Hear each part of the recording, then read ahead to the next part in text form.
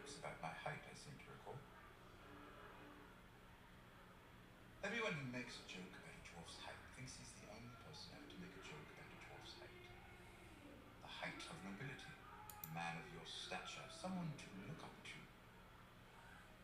You're all making the same 5 or 6 jokes. It was a long time ago. It was. And how have things been going for you since then? Not so well, I gather. Can't imagine you would have murdered the Stark boys if things had been going well. I didn't murder the Stark boys. I did things that were just as bad, or worse. And he paid for them. Doesn't seem like it.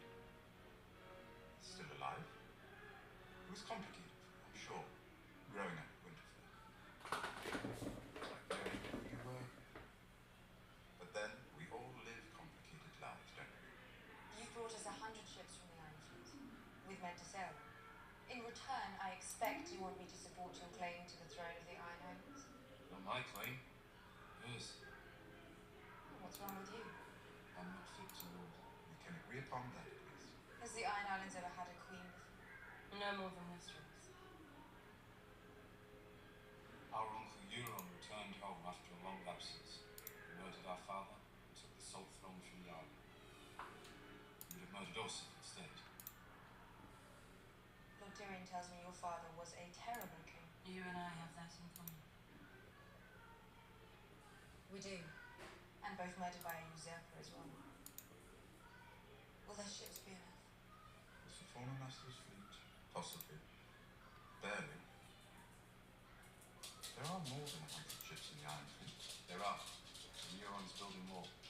He's going to offer them to you. So why should I wait for him? The Iron Fleet isn't all he's bringing. He also wants to give you His big cock. I think he said.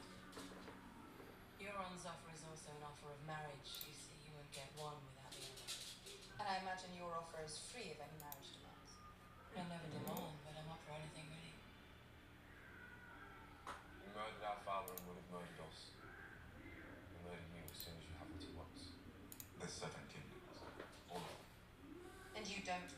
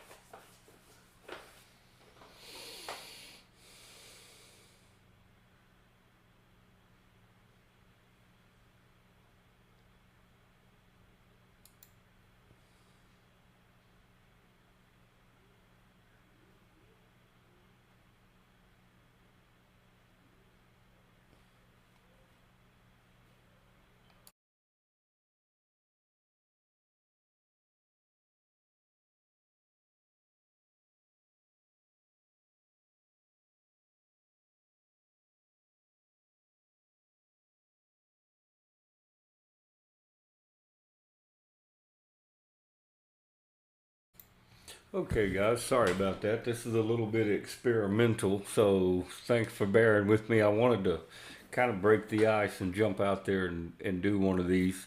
So right now it shows that I'm using YouTube Live, but it's an unlisted video on YouTube, just kind of sorting my way through that. I think I'll end up using that Crowdcast software. But nonetheless, thank you guys for signing up. It's probably going to be a little bit of a learning curve for me, but I'm going to try to get it switched over to this platform. The streams on Facebook seem to be terrible, and it does seem to be Facebook's problem. In other words, I'm looking at the stream metrics right now, and it's showing me that we're fine. So it's got to be a Facebook thing. I'm going to dive right in. So what the video was about is a lot of you guys know that I'm using the laser a lot to remove backgrounds and things like that. And that presents a problem whenever you're going to try to do your inlays and such. Just because you don't want to have to remove the cavities and then try to line everything back up. It's not quite as easy as just putting a transfer on. And in doing that, you kind of have to do all your background removal and then do your inlays, which does things a little out of order, which is also really useful to do it out of order like that, out of traditional order, I guess I should say. It's also really helpful to do it like that on watches and on the tops of a 1911 slide. And I dare say that here anymore. I'm scared to even mention that or type it on Bookface. So kind of veering away from that and try to find something a little bit more Second Amendment friendly, because I have a heck of a lot of gun projects coming up in the near future, and it would be a waste not to get some of that. It'd be a waste not to get some of that on video. So in any event, I'm going to dive right into this thing.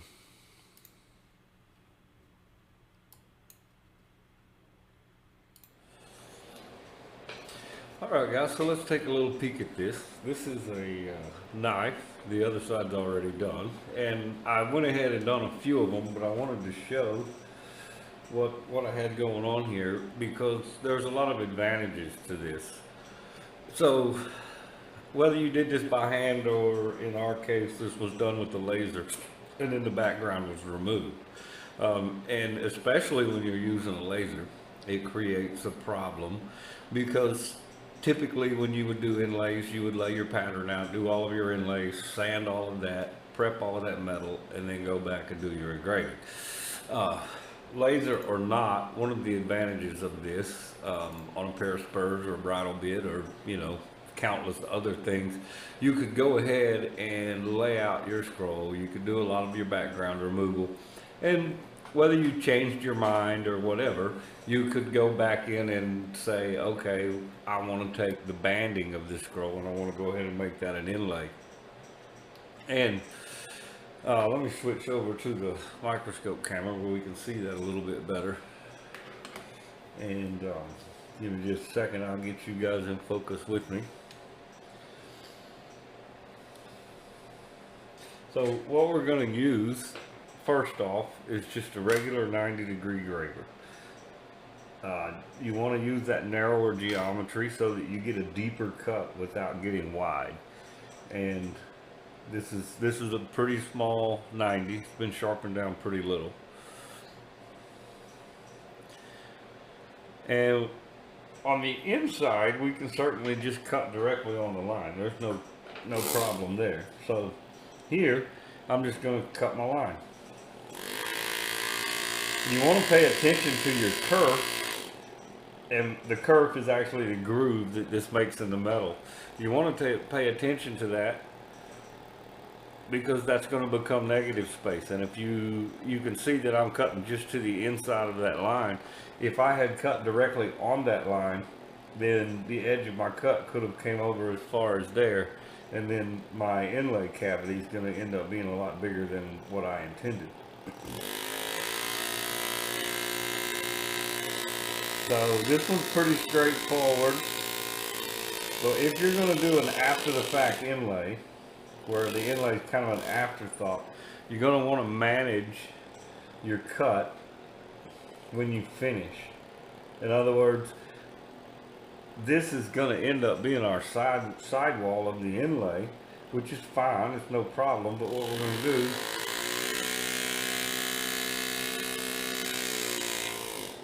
is we're going to leave a little burr of metal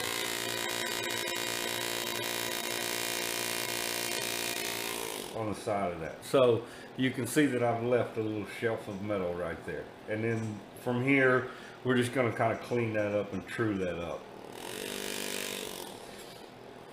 And what we basically defined is this is going to be the area that's going to be inlaid in gold. This leaves us a little bit of a retaining wall of steel that we can place our undercut into. So our next step, after we've defined the area, is I like to get my outline, go ahead and get that outline down to the depth that I want my cavity to be. And my first cut was pretty close. I'm just kind of going back and truing some things up. And that's got our depth pretty good. Now I'm going to switch over to also a 90-degree graver. But this 90-degree graver has a slight flat spot in the bottom of it. Try to get you guys in focus a little bit better. So this is just a regular 90-degree graver, and as I turn it, you can see that it's got a slight flat spot on the bottom of it.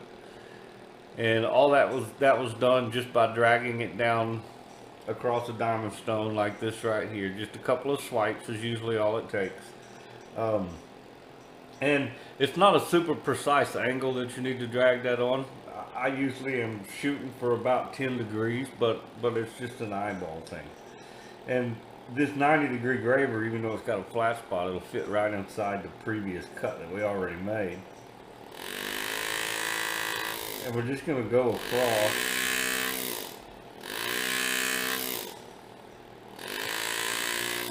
Make ourselves a few cross cuts in this. Now, these are pretty important, these cross cuts, because we want the depth of those to be the depth that we want our background. So I'm going to go back and I'm going to cut these deeper, and I'm checking their depth with that cut that we made around the perimeter. I want all of that to be the same depth. And once we've done that, then we can go in and remove all of these little islands or pockets of metal, if you will.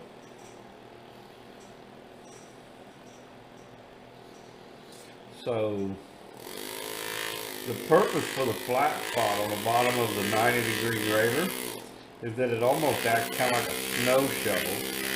If you can hear the machine running, you can see that I'm never really letting off of the power, and I'm just kind of using this almost like a bulldozer to bulldoze that metal. And another one of the benefits of breaking these into little sections like that is it allows you to focus on one spot at a time.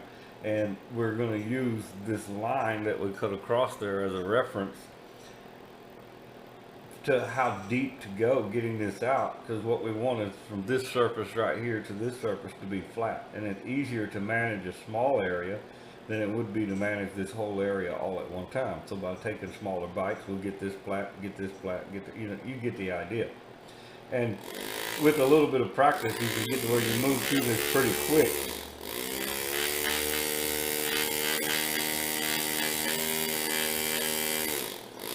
And that flat spot on the bottom of that 90 can act like a burnisher, and you can get a pretty nice finish in the bottom of your cavity. Go ahead and zoom in pretty good on this one and get you guys situated where you can see. Let me brighten that up a little bit. That might make it a little easier to see.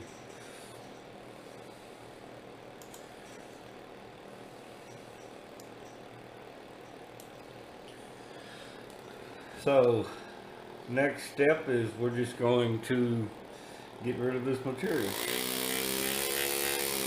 And having that wide outline around the area that you're removing is kind of like a margin of error. It gives you a little bit of forgiveness if you overshoot just a little bit.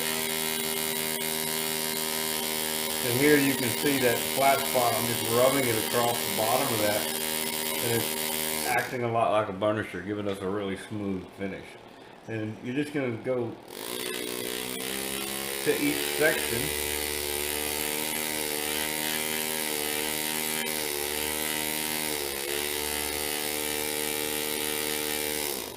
and dig it out. You see a little high spot? It's kind of almost like you're going in there and weed eating it. Next section.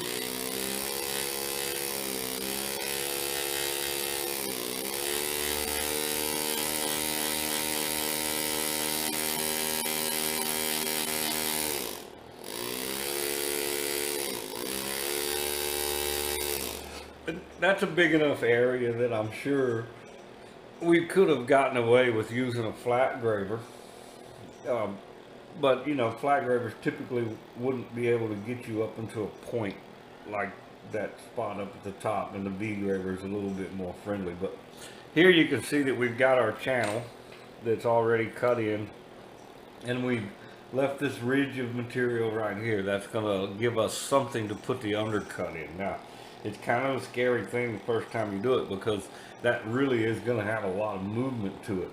And really the only reason it looks to be moving so drastically is that we're really magnified, really zoomed in. But when I take this undercut chisel, which is nothing more than a graver that was sharpened to a point, almost like a stipple tool, and then I just put two faces that are the same on each side. And I eyeballed this and did it by hand, but I was shooting for about 30 degrees. And then what we want to do is set that where the flat meets the sidewall, and at an angle we're just going to push a divot in there that's actually going to have a dovetail effect, if you will, or it's going to give a pocket for that gold to squish into, and then it's going to lock it in. Now you can see that wall moving quite a bit, or it looks like it's moving quite a bit because we're zoomed in. It's really not moving very much at all.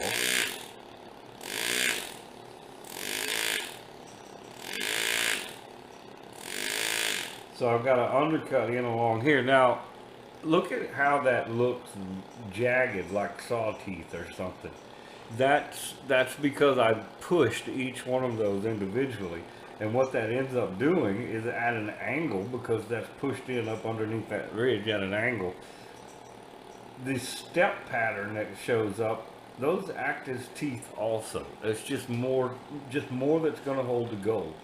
And a lot of times you can get away with kind of rocking back and cutting your undercut a little bit faster, where you can get that tool to kind of float down.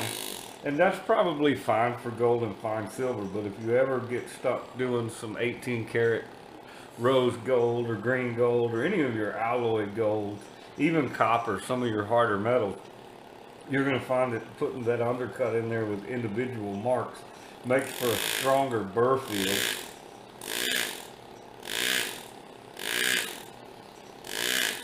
It's just a little bit more grabby. And again, you can see I'm displacing a little bit of metal right there, but I'm not concerned about that displacement at all, because once we hammer our gold in and we sand everything and we recut these lines around our inlay, the width or the area of displacement fits inside the kerf of our outlining cut. So any high or displaced metal, it's going to be sanded and trimmed off most likely, but any of it that might remain is simply just going to be engraved off. It's going to be engraved gone, because that's going to end up being in the bottom of our cut that we're going to make.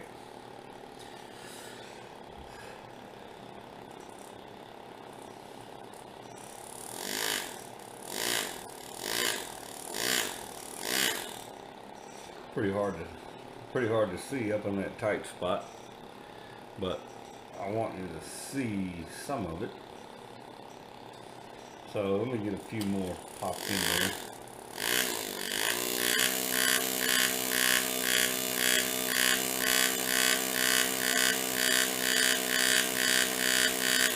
You get to where you can, you know, it's like everything else. The more you do it, the faster you're going to get at it. It's okay to go slow and be thorough, because, you know the old saying, never time to do it right, always time to do it twice.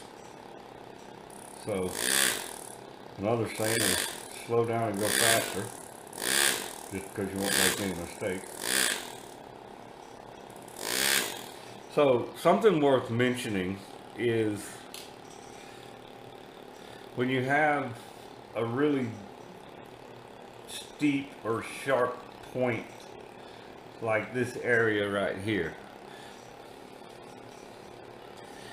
you can't really get your undercut chisel up into that area. And where I'm talking about is just right here at the point of that, where the backbone of the scroll and the leaf meet.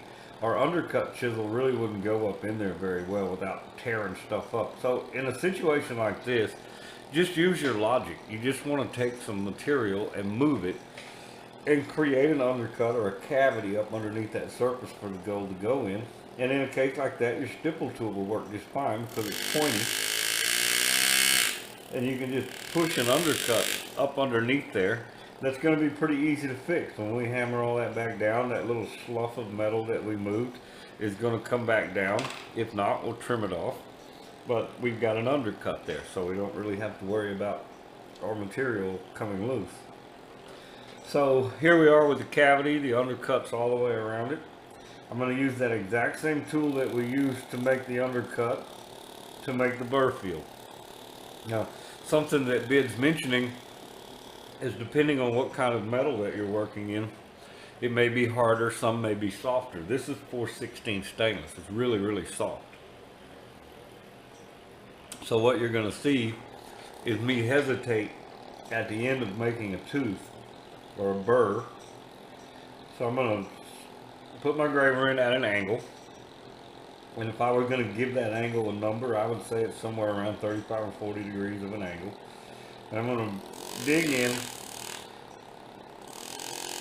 and I'm going to raise the burr. Now, what might not be automatically noticeable to you is that when I raise the burr, I hesitate. And the reason that I hesitate is I'm giving this material at the back a little bit of time to compress or compact or however you want to remember it. If I just went in there and went bang, bang, bang, there's still a lot of stretch left in this material. So whenever you put a tooth in there, have a little hesitation, it gives it a chance to pack in there, I guess, for lack of a better description, and it just makes for a stronger burr.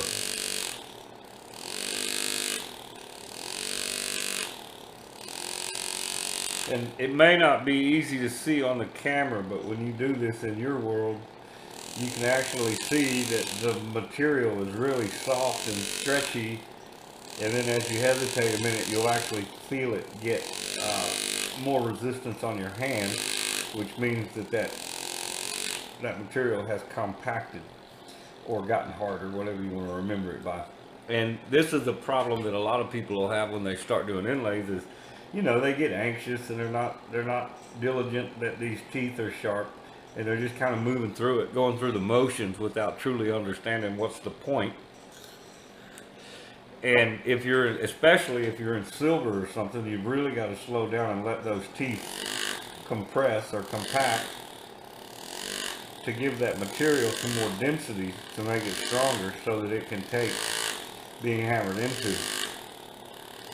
What I'm doing here is just simply going at a second angle, not perpendicular, but a second angle.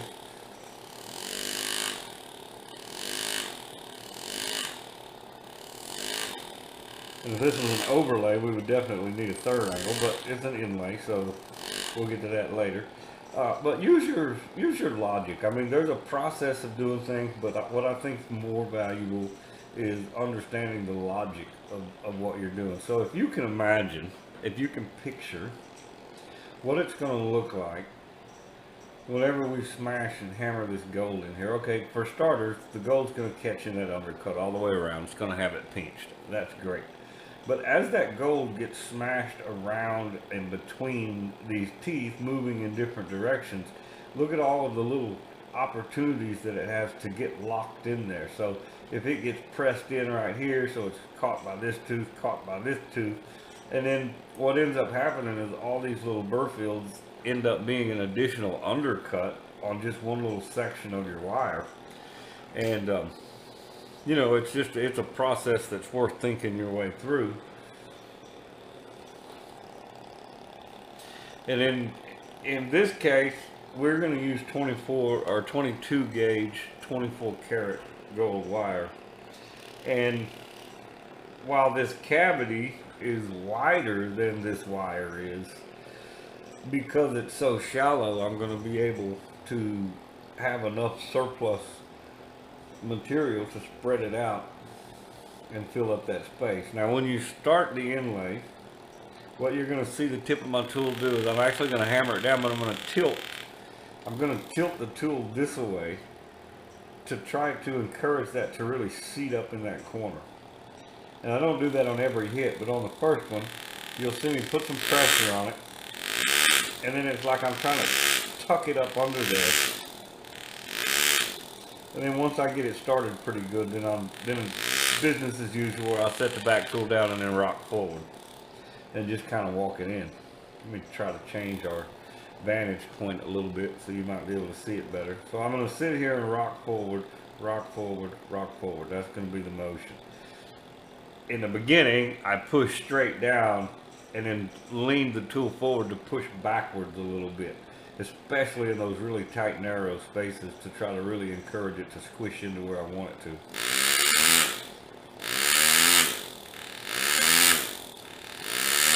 And here I'm getting away with using the fact that we have an oversized wire in relationship to this cavity, and I'm using that opportunity to take all this extra wire, and that allows me to squish it out to fill up a wider cavity.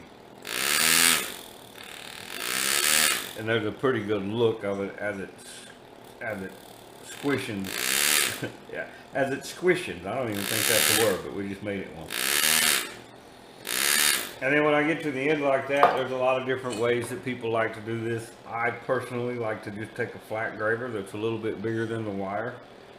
And I'm not going to try to cut it because I don't want to leave a mark on my base metal, but I am going to put a little bit of hand pressure and then wiggle that wire, and it'll cut it right off clean, just using a regular flat graver. And then once it's to that point, try to get you a vantage point and get you back in focus. Once it's to that point, I'm just going to make a circular movement with my punch, hammering all this in, and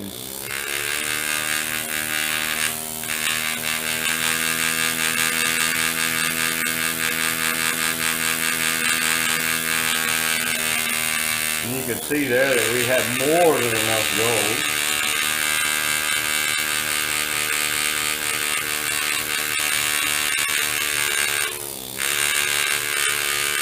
And depending on what generation that you're from, that is maybe just a little bit wasteful on gold, but you're talking about just a few dollars worth of gold, and believe it or not, at some point in your time, those become more valuable than the gold you're working with. So everything's hammered pretty flat. Our next step, and I don't recommend skipping this step, is always burnish. Even if this probably doesn't even need burnishing, but go ahead and burnish it.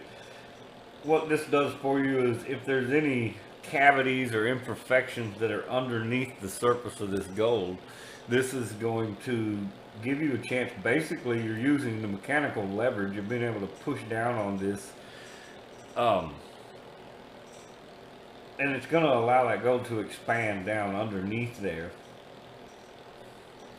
And it's just cheap insurance. You know, a lot of times you'll find the end of your inlay when you're doing this. It's hard to tell from the video how hard I'm pushing, but I am putting a little bit of elbow grease on this. And go ahead and do it on all of your inlays, because when you get to the point where you're trying to do a raised inlay and you're trying to find that edge, your burnishing tool is going to be a great choice for locating the edges of that inlay. And you're actually going to be able to clean those up and true them up with your burnisher. Now this is not a raised inlay, so that's not necessary. I'm just saying, every chance you get to use your burnisher to clean your gold up, use it, because you will have to develop a feel for this. And I don't know that there's any words that I could say that would explain it to you. You just have to feel of it a few times, and then you'll know what you're feeling of. Now, like I said, in our case, this is not a raised inlay, it's going to be flush. So we can move to the next step where we trim it. And let me swap tools and I'll get us a new vantage point and get us back in focus. So you can see we've got a lot of extra gold. Now I've got a flat graver that's wider than the cavity we inlaid. And the significance of this flat graver is that the heel of it is slightly radiused and highly polished. So this tool, actually, trying to get you a good look at this tool, because the heel of it's slightly radiused and got a polish on it, it's going to actually also act as a burnisher. And rather than just start right here and go through there and run the risk of ripping all of that out, which is not really a risk at all, but just for good practice sake, I'm going to start in and kind of go just a little bit across the cavity, and we're just going to start trimming the gold.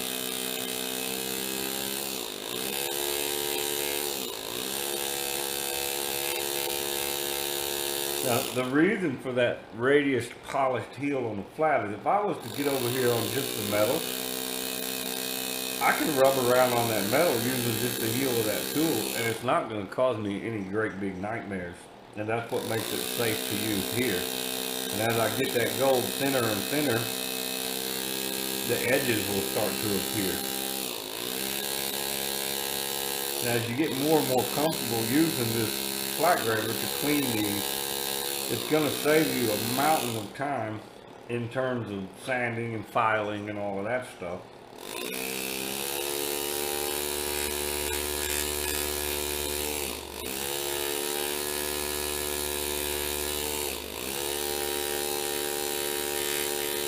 Now, we did a after the fact selective inlay, so one of the things that we're looking for is when we go through here and trim this, let me get you guys a focus. As we go through here and trim this, you can see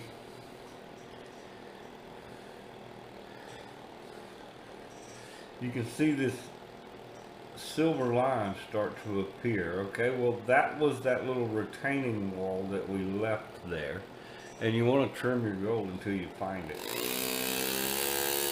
So we're just going to move through here lightly.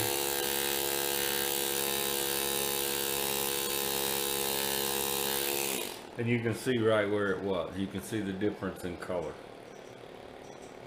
And that's what you hope to have happen. That's what you want to have happen. And at this point, you can stop and go to your sandpaper, ceramic stones, whatever your weapons of choice might be. Usually on a job like this, I'll be able to go straight from this flat graver to about a 400 grit fret eraser.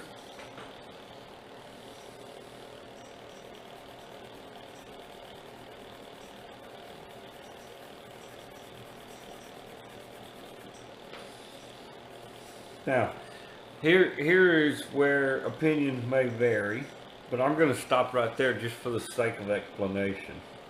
I want you to see the imperfections around my inlay. So this discolored area that's right here around this edge, and you'll find some more up here where you've got a little bit of wrinkling in the steel right here. That's going to happen to you, and it's not a bad thing. But what usually happens to people when they're new at doing inlays is they feel like they've got to get that gone, and we do have to get it gone. But they feel like they have to get it gone with the sandpaper, so they continue on and they're sanding and sanding and sanding and sanding, trying to get that gone. And what they end up doing is making a low spot in the gold.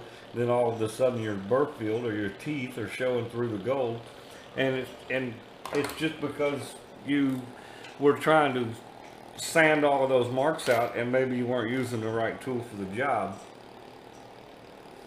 And every job's a little bit different, so what I'm trying to give you is a thought process of the logic of it, and then you can modify that as needed to the job that you're working on. But let's look at what happens whenever I go in and I do my outline cut in the steel as close to the gold as I can get without actually being in the gold. And here we're coming up on that wrinkled up metal that got displaced whenever we were putting in our undercuts. And what I want you to see is that that's going to fit nicely inside the kerf of our cut.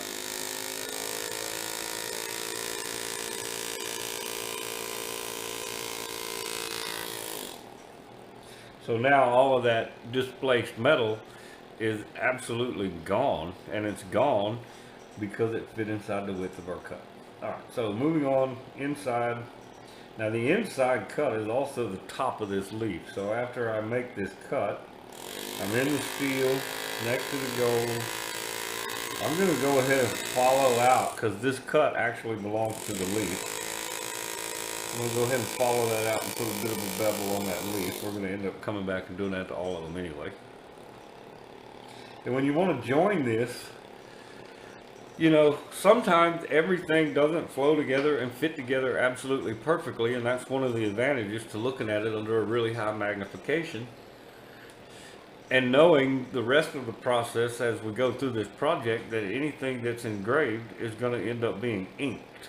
Therefore, the bottom of every cut on here is going to be black, and it doesn't matter whether the bottom of that cut is gold or the bottom of that cut is steel, because it's going to end up being black. So what we can do to kind of blend this or tie this in together is I'm going to come in here and share a little real estate between these two cuts and pick a piece of common ground. And then I'm going to bring this cut down to it.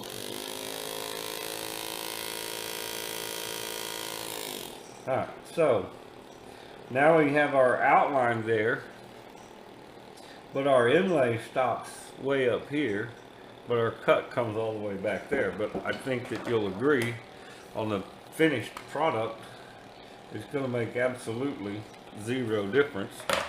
Now that was just a Sharpie. When this is done, it'll get inked. But you can see how that made no difference whether it was gold in the bottom of those V's or whether it was steel in the bottom of those V's. What is a cut is going to be black. And we're looking at this under high magnification. To the naked eye, it's game on. It's exactly how it should be. Now let's talk about this other side right here.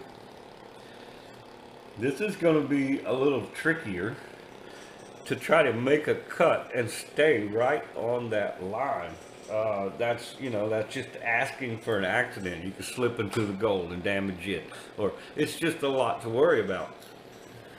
So let's make things easier on ourselves, and let's set our graver in the cut that we've already made, and we're going to go right off of the edge, and we're actually going to let the point of that graver ride in the background right up against that sidewall, and the angle that's naturally on the graver is going to skive that down for us.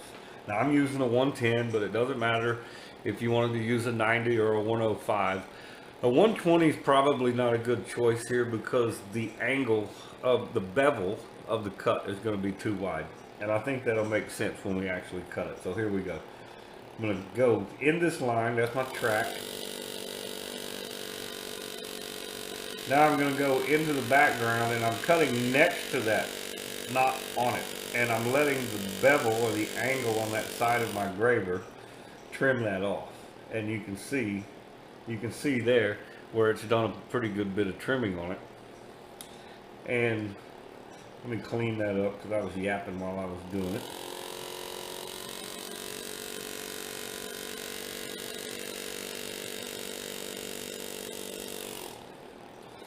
And I could have done a much cleaner job of this outside, so let me go ahead and make that cut again. This is okay. It's not visible to the naked eye, but it still bothers me that it's there, so I'm just going to get rid of it.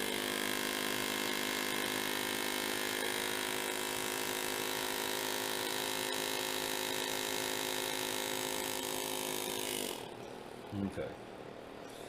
So now we got our inlay in that we did after the fact, and that same ordeal, that same process would work if you went through and said, okay, I changed my mind, I want to inlay this leaf or this leaf or this leaf. You could do the exact same thing.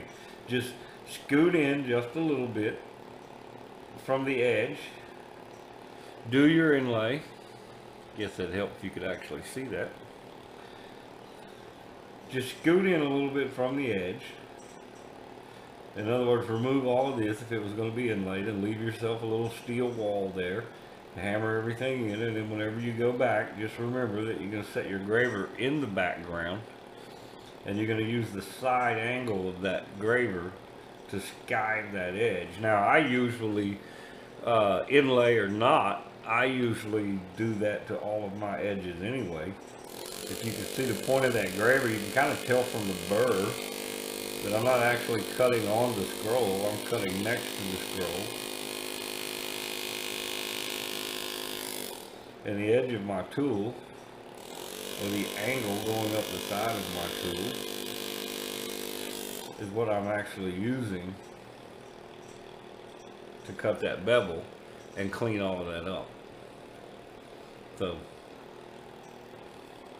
and especially if you get to where you're using a laser to remove your background like I did here, just the nature of the lasers, you're going to get a little bit of a flashing all the way around everything, and that's why it probably doesn't hurt to get used to set the graver in the background or in the bottom and let the angle on the side of that graver clean that flashing up. Again, I'm not on the scroll, the point is actually in the background, and when you get up to these really tight turns right here, don't even try. Get about half of it, and then come back in from the other side and meet it. Same deal, tips in the background.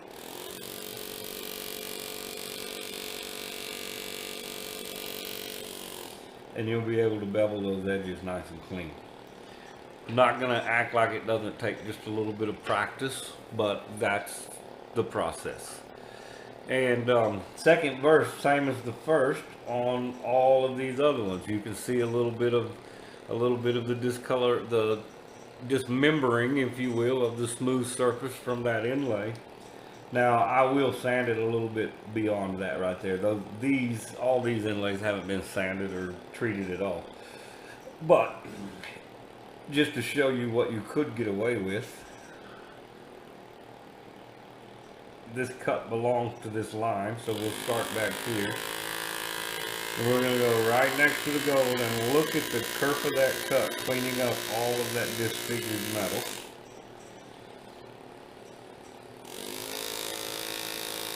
And here we're going to drift right into the background and bevel the edge of that leaf.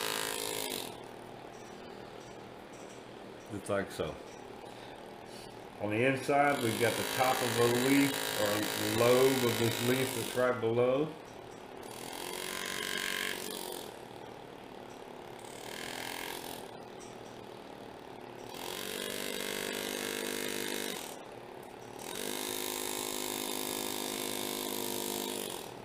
You can see how I put the bevel there. Well, second verse, same as the first. Here's our little steel retaining wall, if you will. And we're going to start in this cut. That gives me kind of a launching pad or a track to begin with. I'm going to be in the background, and the edge of my tool is just going to cut me a bevel on that and make that little steel retaining wall virtually invisible, like so. And if you should find, you take that inlay right there, for example, I mentioned that it hadn't been sanded or anything. Gold, silver, things like that, they're so soft. And oftentimes when the project is completely finished and you want to put a really nice shine on your inlays, if you have a high polish on a burnishing tip, you can go in and you can use just the burnisher, because that material is so soft. You can use just the burnisher to get rid of any scratches or any imperfections that are in there.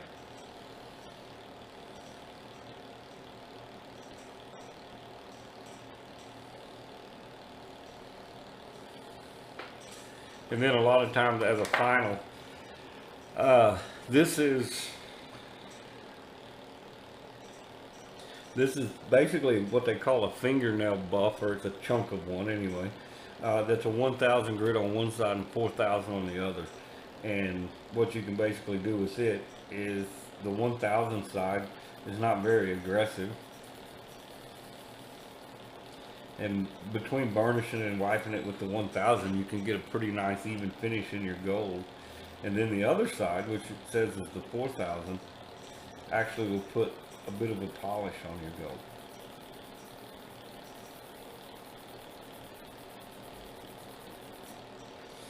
And I mean, I'm jumping the gun here. That's finished work, and there's a lot more sanding and other things to do. But the takeaway, let me wake up the sleeping camera.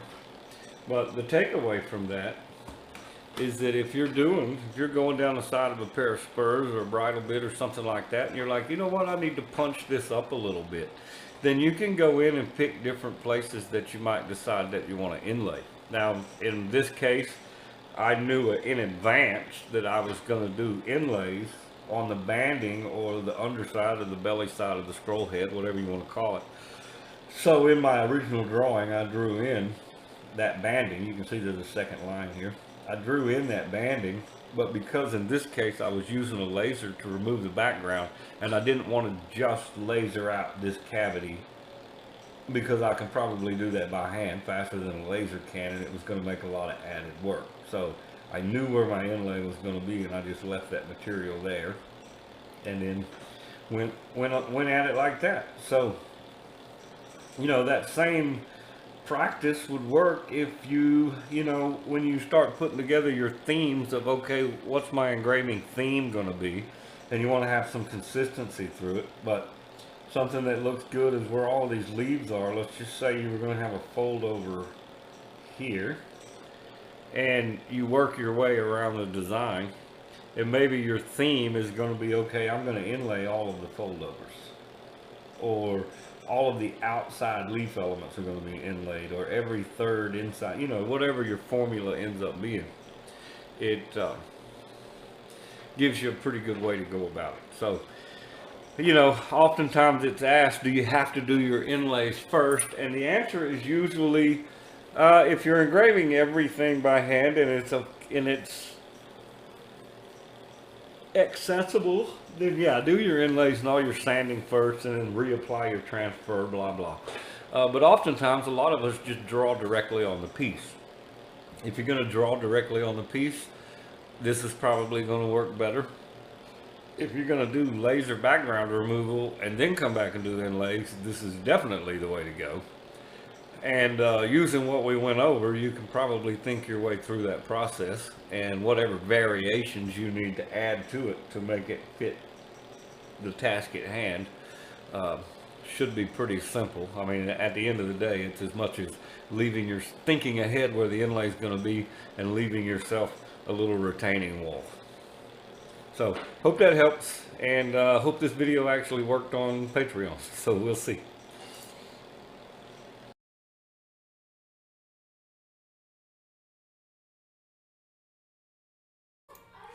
Alright guys, well, this is pretty much the finished product that we were just working on.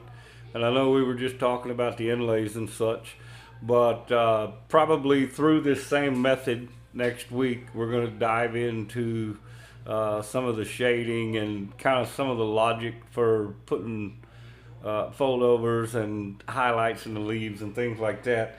And if another project doesn't present itself, then we'll go ahead and move forward on this. Part of the reason that I want to shy away from Facebook a little bit is because I do have a lot of gun work coming up that I need to get done, and just because of the temperature of things, I'm just not really that comfortable doing it on Facebook, because it would be near tragic to get kicked off of there right now. So anyway, hope that worked good. Kind of a maiden voyage on this platform, and it'll fine tune and get better as I go. So thanks Dave for giving me some feedback on how it was working, and I'll see or talk to you guys soon.